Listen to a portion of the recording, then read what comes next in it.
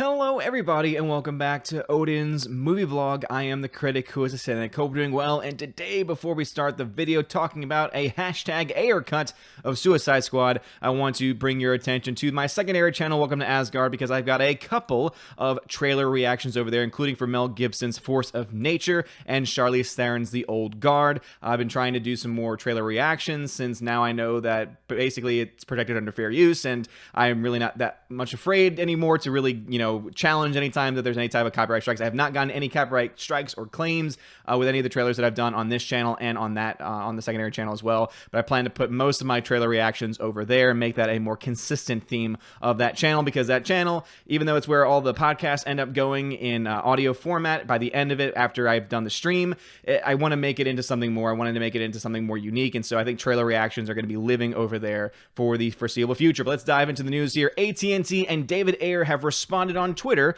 calling for the release of the Ayer cut of Suicide Squad. So of course this is in the wake of the Snyder Cut finally being confirmed, finally getting an actual release date, and also of course HBO Max being labeled alongside of it. So they've now committed to that time. Now, whether or not they're going to be able to get it out in 2021, earlier, later, who knows at this point, especially with everything going on with the beer bug. It looks like productions are starting to reopen. I know that theme parks for, roller coasters, things like that are going to start to reopen sometime in June.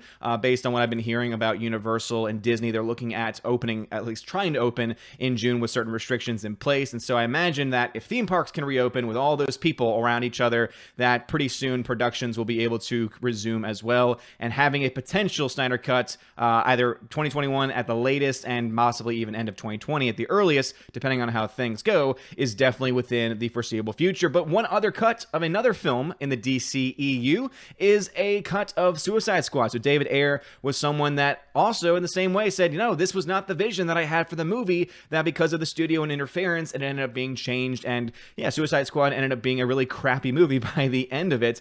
Some would argue that the first 10 minutes or so, which was more in line with David Ayer's vision, are awesome, and then everything after that, which was really not falling in line with his vision, was pretty much crap after. And so people are wondering, should we hashtag release the Ayer cut? Well, AT&T and David Ayer himself have responded on Twitter that they are both fair game, they are both open to this possibility happening. And I know that there's a lot of fans of the DCEU that are very excited about this. Once again, I am not, because I thought Suicide Squad was crap, and no matter what new scenes you add in or how you recut it, as long as Jared Leto's Joker is in there, the way that it's presented, it's just not going to be good, because he's kind of a central part of this story. Is he one of the main characters? I guess you could argue he's more of a supporting character in this specific movie. However, it is such an abysmal performance, and rather, to be more honest, a more abysmal direction, because actors can only do so much. Actors come up with ideas, but it's up to the director to say, this is a good direction, this is not a good direction. And regardless of whether David Ayer was involved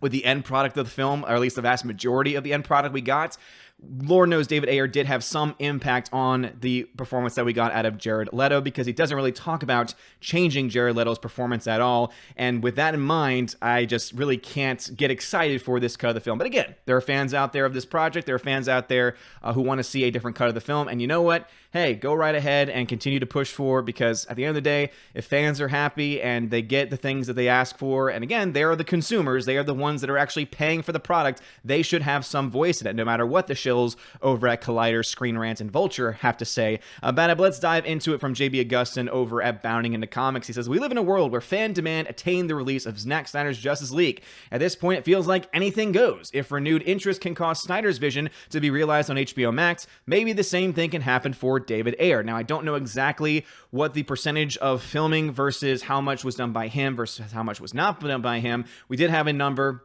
in mind for the Snyder Cut, because the cinematographer went on record to say about 10% of Snyder's vision was actually seen on the screen, while the other 90% or so was done by Joss Whedon. Now, of course, that's just him throwing out a number, so whether or not it's that exact or whether it might be more of a 50-50, again, really, it's hard to tell at this time. Either way, we know, based on what's been told to us so far, that the Snyder Cut will be a very different version of the film, though, of course, I still have my own issues with it. So it seems likely that the David Ayer cut would also be a very different vision for Suicide Suicide Squad with not only different scenes and different added things, but also a different direction as well. But as I said before, as long as that Jared Leto performance is in there, I'm really not that interested in seeing it myself personally. That door might be open at Warner Media. Whoever runs the Twitter account of parent company AT&T thinks so, at least leaving the Suicide Squad director with hope. AT&T's Twitter responded to a user who tagged the conglomerate in a retweet of Ayer in a Screen Rant article. The latter portion involved Ayer quoting a Twitter user who employed the trending hashtag release the Ayer cut. I wish, wrote the director with a sad doe-eyed emoji. And then they responded to AT&T, they responded to HBO Max, DC Comics, etc. And then AT&T said, one thing at a time. So it looks like they are definitely thinking of ideas, putting things out there, not just, of course, the Snyder Cut, which is what is their main focus right now, but also possibly doing this for at least one other project and possibly even more things down the line. Ayer quoted in response, standing by. And then we have this thing right here. Goodness, can a person enjoy a good book and a cup of tea without being asked questions? And then shows a scene from the Suicide Squad. More and more people say, please, please, please. They continue to respond with Suicide Squad things. It says David Ayer here. It's a long scene and Joker intimidated him into killing himself. So then talking about different parts of the movie and, talking about different parts that did not actually make it into the final cut of the film itself. Exactly, Steppenwolf was the original boss fight. Again, Steppenwolf, really not a great character, so that's not really that interesting to me overall. Talks about Enchantress, of course, as well, which I think was a terrible performance as well. And so, as you can see, there's a lot of characters and just really direction choices and acting choices, specifically casting choices that I don't think ended up with the film being nearly as good as it needed to be. But the fact that AT&T has indeed come out and said that they're looking into it, that again, one thing at a time, let's go ahead and take our times, take our time with this. We're going to get it in. David Ayer also saying, hey, standing by, we're going to get this thing done as soon as you give me the green light to do it. It looks like they're at least open to it. So again, AT&T may not be DC, may not be Warner Media. However, they of course are the company that owns it. And this could also be the person that runs the Twitter accounts making these decisions on their own. Now, I highly doubt that is completely the case because having family that works for businesses where they run the social media, almost every single thing is controlled by the company. They usually don't have any tweets go out. They usually don't have any social media posts come out until it has been checked with multiple parts of a company. Now, can someone go rogue? Absolutely. There's definitely been cases where that's happened before, and it's someone's own personal wishes rather than the company's actual vision. So that could be the case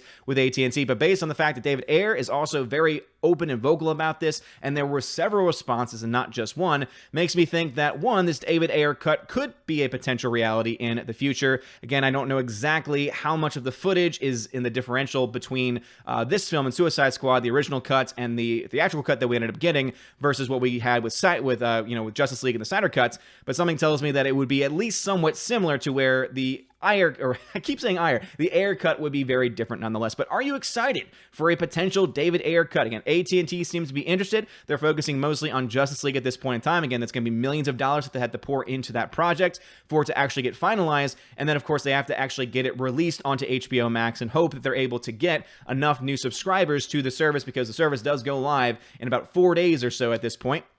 And so that's kind of their main focus at this point. So let me know your thoughts. Would you want to see an Ayer cut? Or you kind of like me, where you're like, hey, it'd be really cool if the fans of Suicide Squad, the fans of DC Comics, and the fans of this universe that the DCEU has been, get what they want and get a better film than what they ended up getting. Again, I think that's great. However, I'm definitely more on the line of where I am also with the Justice League cut, or the Snyder Cut of Justice League, where I'm not really all that excited for it because I don't really think it's going to be able to fix some of the biggest issues with it. This one specifically being casting, and especially that Jared Leto performance. So let me know your thoughts about that and anything I talked about in the comments section below. If you like this video, smash that like button, hit that subscribe. It helps out a lot. You're all amazing and beautiful people. Have a wonderful day, and as always, God bless. And now a huge shout out to my May Patreon and Subscribe Star members: Albertus Magnus, Animation Commentator Brian P, Dion, Divex, Enrique Evangelista, Father Christopher Miller, hail to you, Father, Frank the Tank and the Shawhan Weeder Dog Clan,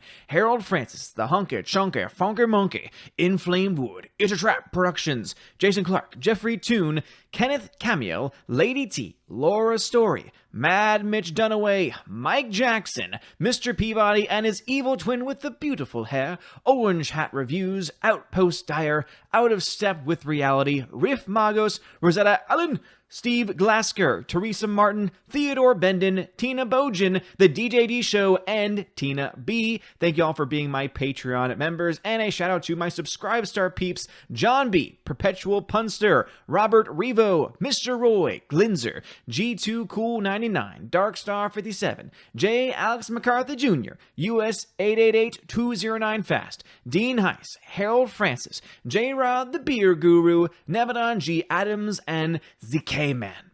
And a special shout out to David Bobrizik and Edgardo Martinez.